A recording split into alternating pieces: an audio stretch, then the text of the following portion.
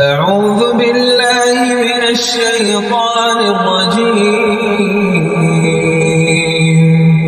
بسم الله الرحمن الرحيم قل بفضل الله وبرحمته فبذلك فليفرحوا هو خير مما يجمعون۔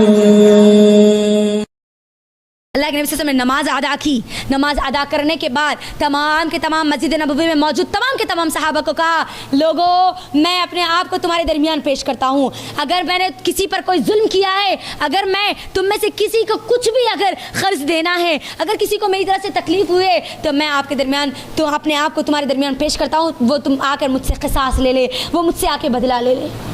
اللہ اکبر! سوچو اللہ کے نبی صلی اللہ علیہ وسلم کو کتنا ڈر تھا ایک ایک چھوٹی چھوٹی چیز کا۔ آج ہم ہماری زبانیں کھول دیتے ہیں، ہم ہمارے ہاتھ کھول دیتے ہیں، آج ہمارے دماغ گندے کر دیتے ہیں، ہمارے دل پورے کے پورے غیر محرموں سے بھر چکے ہیں آج ہمارے مسلمان لڑکیوں کے۔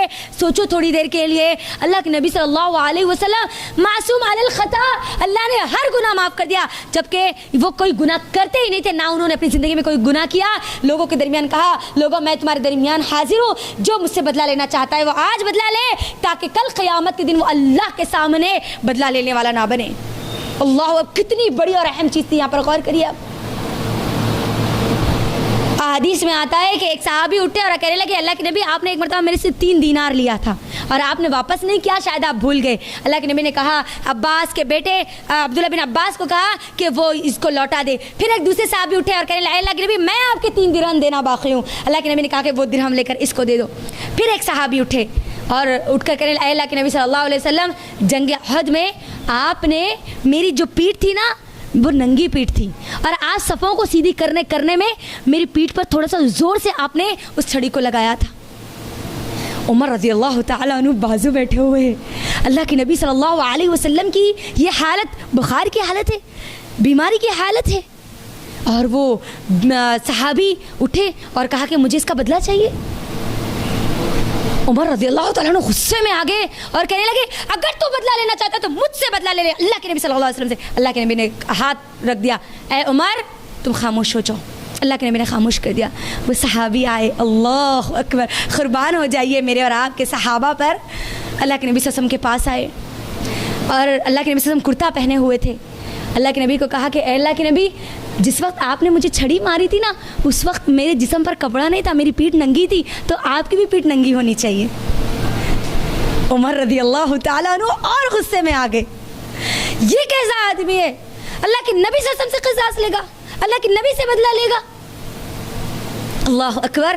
اللہ کے نبی نے دیکھو یہاں پر انصاف کا تقاضا، اللہ کے نبی کتنا انصاف کرنے والے تھے۔ اللہ کے نبی نے اپنے کرتے کو کھول دیا۔ اللہ کے نبی صلی اللہ علیہ وسلم بالکل جس طریقے سے اس صحابی کی پیٹھ خالی تھی، اسی طریقے سے اللہ کے نبی صلی اللہ علیہ وسلم بھی وہاں پر پھر مسجد نبوی میں ٹھہر گئے، اور وہ صحابی اللہ کے نبی صلی اللہ علیہ وسلم کے پاس آ رہے ہیں۔ اب غور کیجئے، تمام کے تمام صحابہ اللہ کے نبی کو دیکھ رہے ہیں، اس صحابی کو دیکھ رہے ہیں۔ وہ صحابی اللہ کے نبی صلی اللہ علیہ وسلم کے پاس پہنچتے اور زور سے ایک چپی لگا کے اللہ کے نبی صلی اللہ علیہ وسلم کو حگ کر لیتے، اللہ کے نبی کو گلے لگا لیتے۔ اللہ اکبر!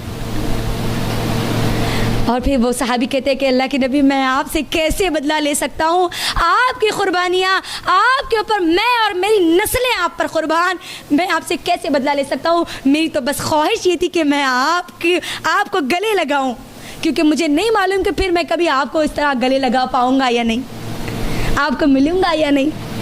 سوچے تھوڑی دیر کے لیے، کیسی کیسی محبت تھی ہمارے صحابہ کی۔ اللہ کے نبی نے اپنے آپ کو مکمل طور پر قصاص کے لیے ٹھہرا کر دیا۔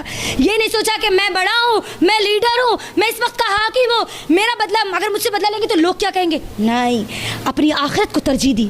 پوائنٹ یہاں پر یہ ہے، اپنی آخرت کو ترجیح دی۔ مجھ کو اور آپ کو بھی اپنی آخرت کو ترجیح دینا چاہیے، چاہے ہم کسی بھی مقام پر ہو، چاہے آپ گھر کے بڑے ہو، چاہے آپ امت کے ایک لیڈر بنائے گئے ہو، آپ کے اوپر انصاف کرنا لازم ہے۔ ظلم کا ایک خطرہ بھی اللہ رب العالمین برداشت نہیں کر سکتے۔ اللہ رب العالمین کو سخت نفرت ہے ظلم سے۔ ہم ظلم بالکل نہ کریں گے، نہ کرنے والوں کو کرنے دیں گے، یہ ہماری شناخت ہونی چاہیے۔